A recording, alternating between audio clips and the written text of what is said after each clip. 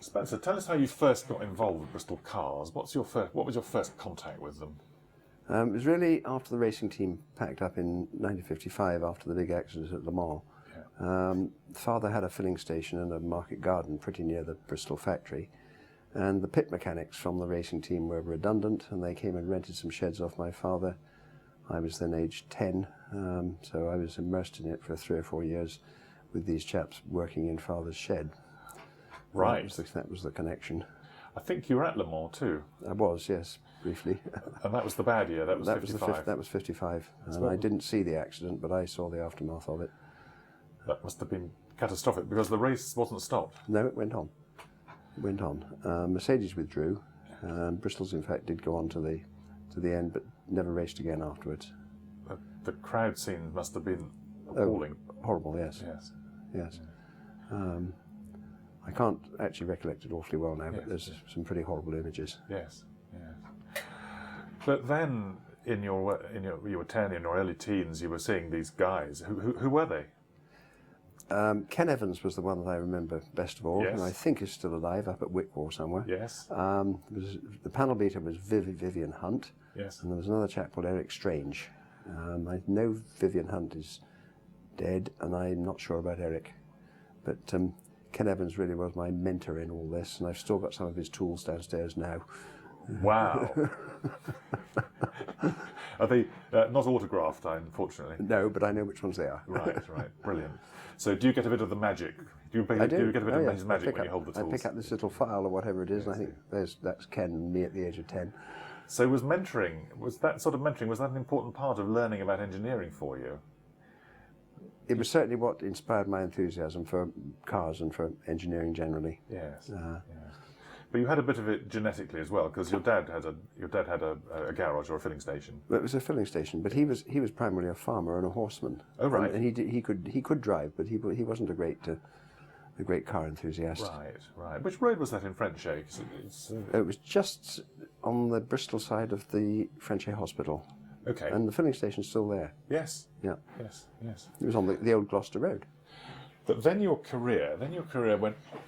You joined the army. I went to Welbeck College. Yes. Left Bristol Grammar School at 16. I actually took a year out working in various flour mills and things around Bristol and digging trenches on building sites. Then went to Welbeck College, which was the Army Sixth Form College. Yes. On to Sandhurst. Then after Sandhurst, went and served for about 18 months with a regiment in Germany.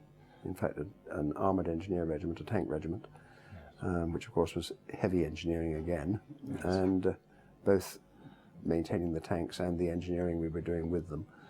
And I came back to Shrivenham for 3 years, which was the Army University at just outside Swindon, where I did a degree in engineering. And that included quite a lot of actual practical work in the workshops. I had at the time, I remember, an Acius Seeker, which was usually in bits, with most of the bits of it in the workshop. Yes. So there's a bit of that went on at the side, was there, behind the tanks? Oh, very much so. Yes. What was your first car? You remember that? Yes, it was a Bristol 400. What was it like? What did it cost you? I was terribly excited about it. It cost, I think, £300, but it was. I remember on the way home, coming up the hill outside Bath, up onto the A46 there, noticing the oil pressure was a bit low, and I got home and asked about this and what should the oil pressure be, and it should have been £60 per square inch, and it was about 20. So 3 days later, I took it back to the garage that it had come from. I swapped it for a Riley 2.5 litre 3-seater drophead, which is a pretty rare beast now. Yes. I had that for quite a long time. Yes. But then in army days, I think you were able to buy a number of cars for yourself.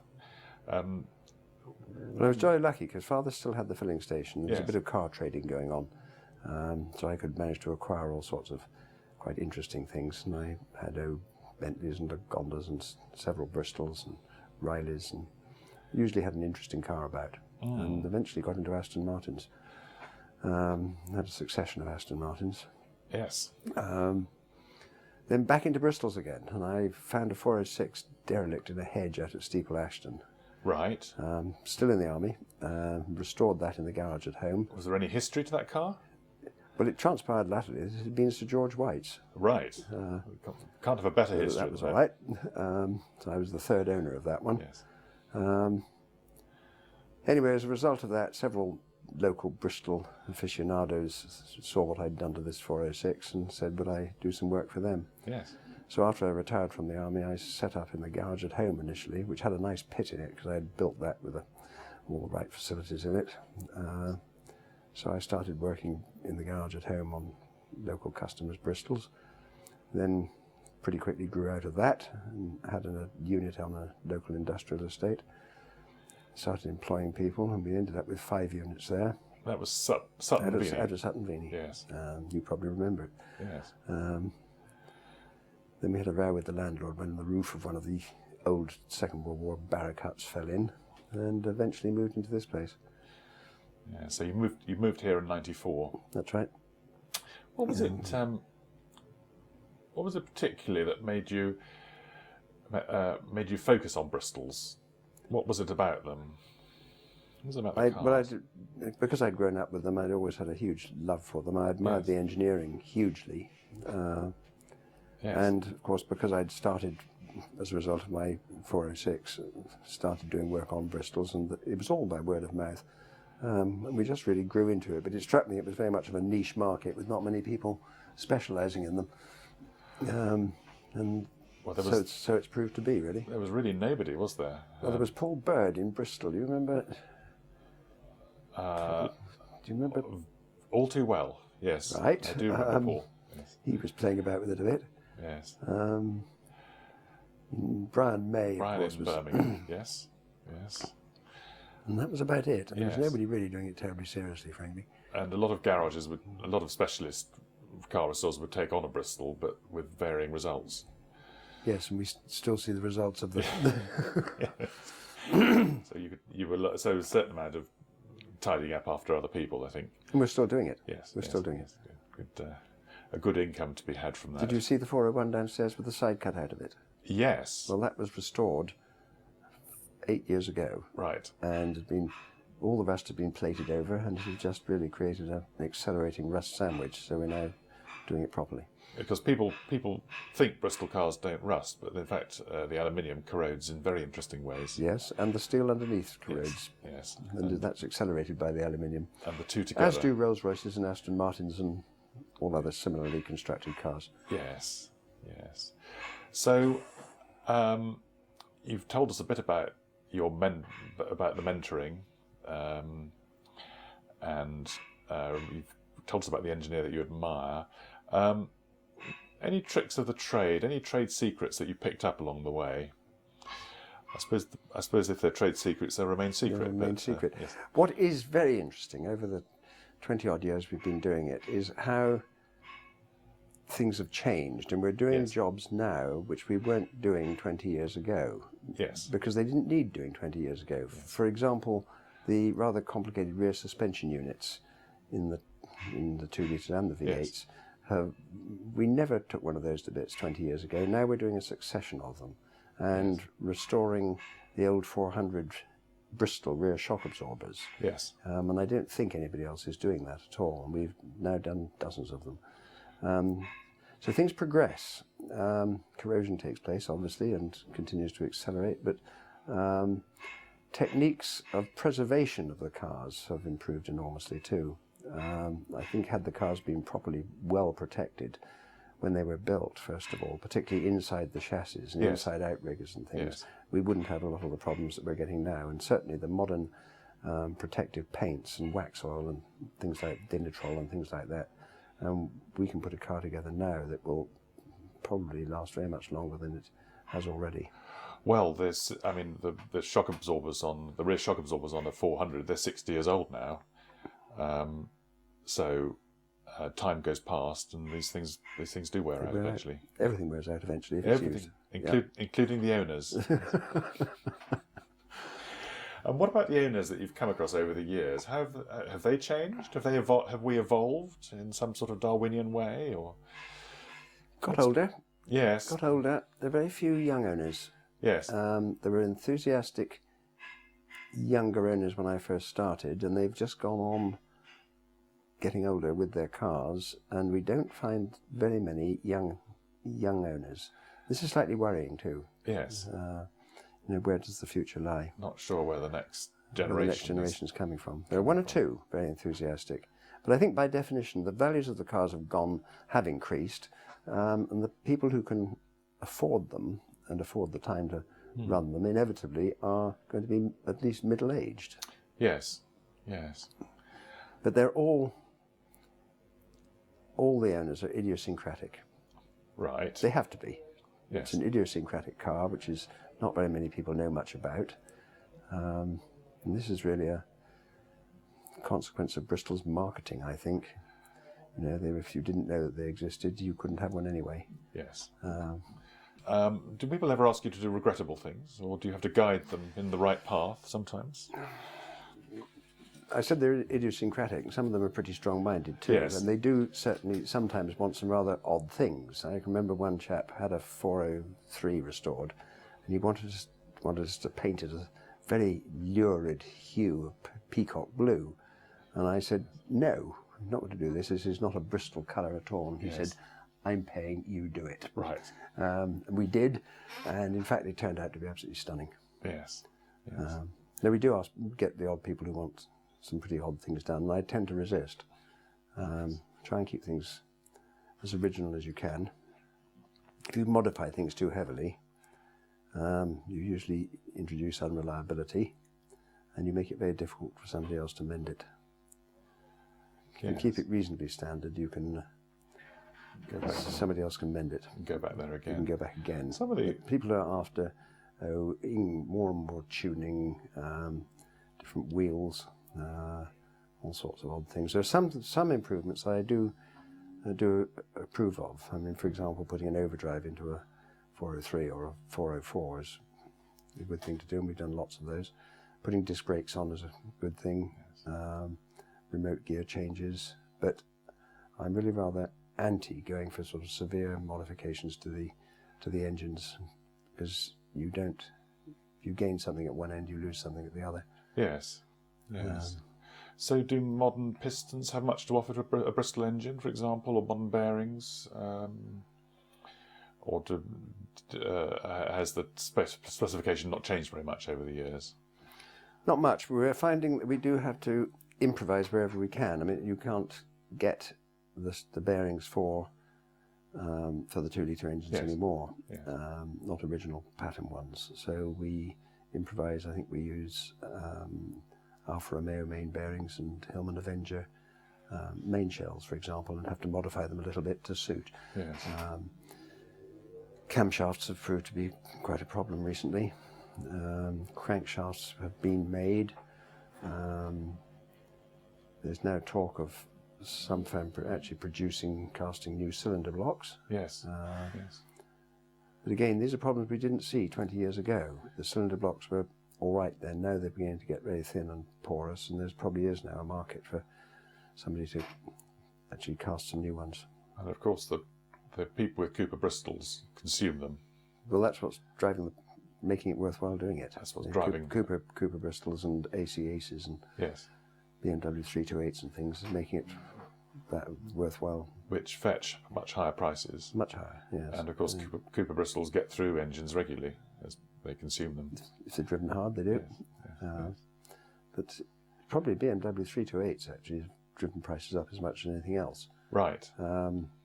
And Fraser Nash's. An AC Ace now is getting up towards £200,000.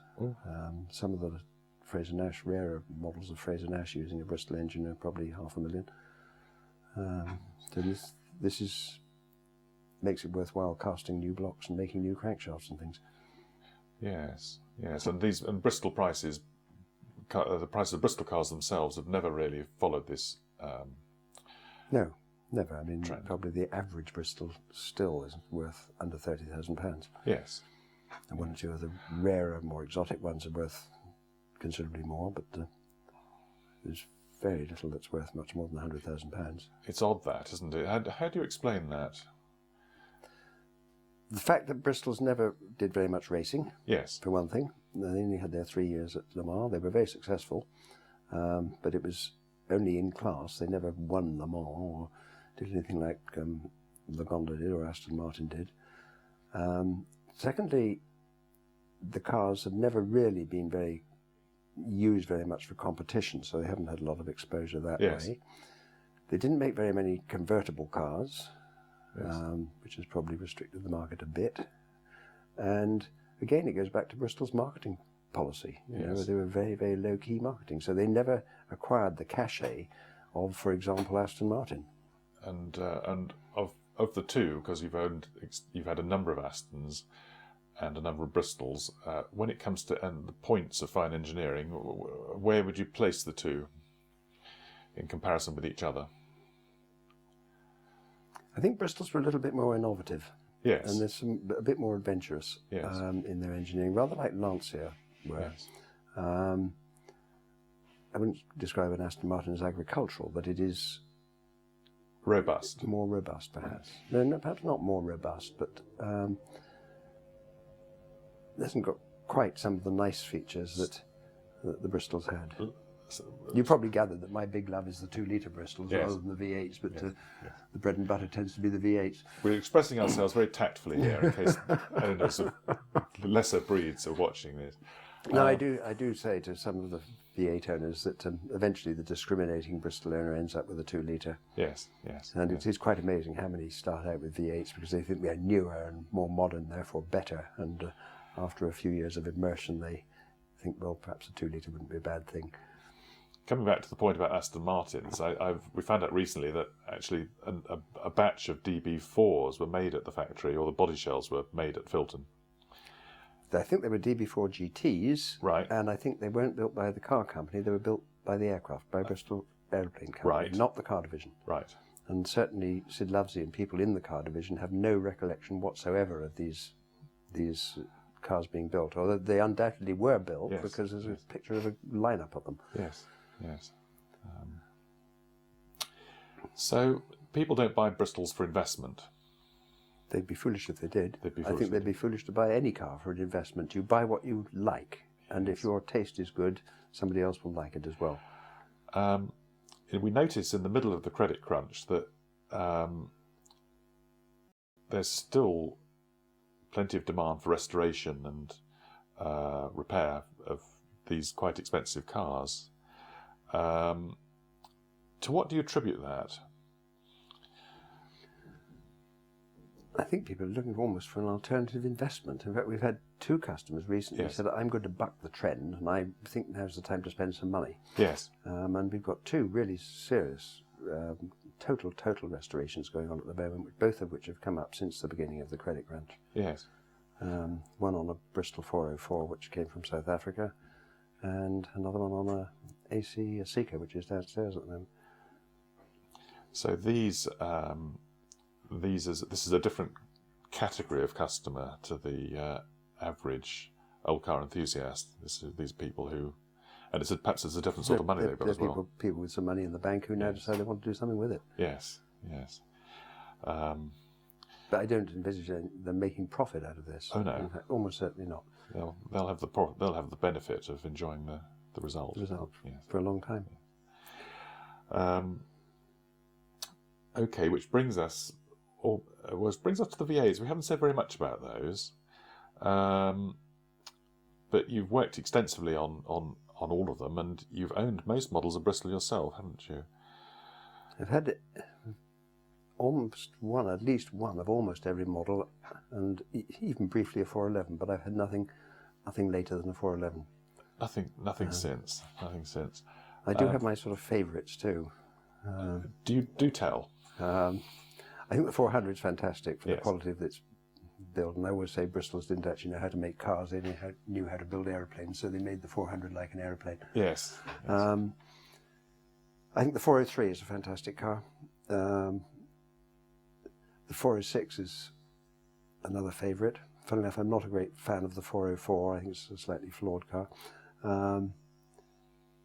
406 was a very interesting car because it was, as you know, originally designed to have a 3.5-litre engine in it, and they put the 2.2 in really as an interim thing to keep it going. But the build quality was extraordinarily high, and they were actually trying to attempt to move from the lightweight sports saloon image into sort of attacking the Bentley Lagonda sort of market. Yes. And the build quality is fantastic. Yes. And in fact, in modern conditions, they're perfectly capable of keeping up with the traffic. Right. So 406 I'm a particular fan of. The 410, funnily enough, which is the first of the V8s which sort of came right, I think, with power steering and 15-inch wheels. And it's still relatively simple, well built, good build quality, and still relatively simple and mendable. And after that, of course, more and more emission controls and American bits and pieces got onto them, which are now becoming extremely difficult to replace. Right. And I always say the 2 litres were actually built by a man with a file and a screwdriver and a hammer, so you can always repair those and remake the bits. It's becoming increasingly difficult with some of the V8 stuff to get replacements for some of the plastic mouldings, and electric window winders, for example, are getting increasingly difficult. Yes. And it's funny enough, it's the simple things, the ancillaries around the later cars, which become increasingly difficult. Starter motors and carburetors and alternators and electric window winders and bits and pieces like that, rather than the basic engine or the basic structure of the car. We talked about trade secrets, we talked about apprenticeship, we talked about role models, we talked about mentorship. You've given us some names. Oh, we could say relationships with the factory, any other names you've dealt with over the years. My main contact now with the factory is Sid Lovesley. Yes. Still has been for years. Used to be Sid Gibbons. Yes. Now with Sid Lovesley very much, and good relationships with him. Yes. Very good relationships. Yes. And very good relationship with Brian Morelli at Bristol Car Services. Oh, yes. And he and I speak almost daily. Yes. And there's mutually supporting, I think. Yes. Never had a very good relationship with Mr. Crook. Mm-hmm. I Any was examples of the that? fucking Wiltshire blacksmith as far as he was concerned. Though I gather recently he said, oh, Spencer Lane Jones is perfectly capable of carrying on the tradition of Bristol's. He's mellowing in his old I think age. he must be, yes. Which way do you think the company's going to go, the car company? I don't know.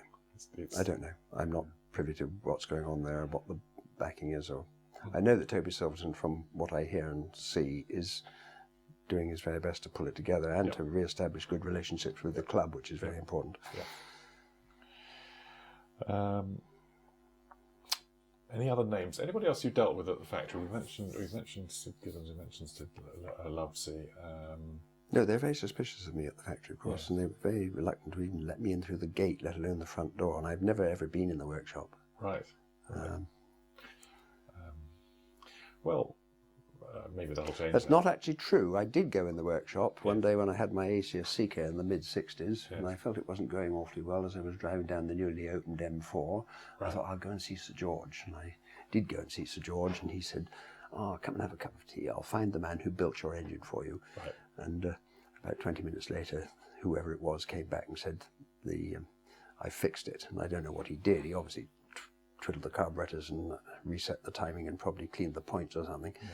And he said, it's fine. And I said, how is it? And he said, well, it's done about 150,000 miles. It's nicely run. It's never been apart. It's nicely run in. You don't get that nowadays, do you? No, that was service. That was special service. But I did know Sir George because Father knew him reasonably well. Yes. How do you recall him? Sir George? Yeah. Absolutely charming. Yeah. Charming.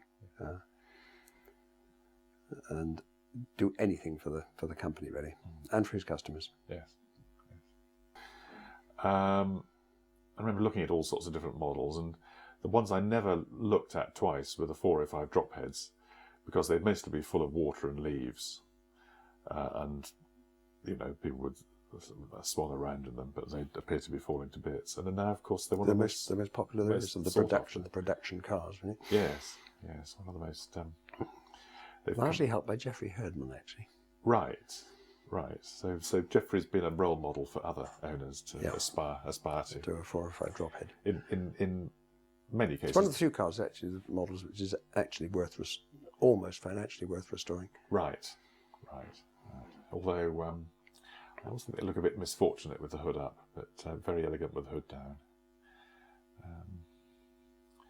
I was never that impressed with the the coachwork rear of the doors, though, it always seemed to be a little bit skimpy, not up to Filton standards. But it wasn't done by Filton. It wasn't done by Filton, no. Very agricultural. What about any special bodied ones? I mean, you've had a Pininfarina here, and you had your own Pininfarina. We've specialised in some of the oddities, the Zagatos and the Farinas. And, how do you find the Italian aspect of the coach building marries with the Filton engineering? Elegant but very crudely executed. Yes, so it's a bit rough when you get under the bonnet, under the wings. Thank you for your time. That's more than half an hour. Yes.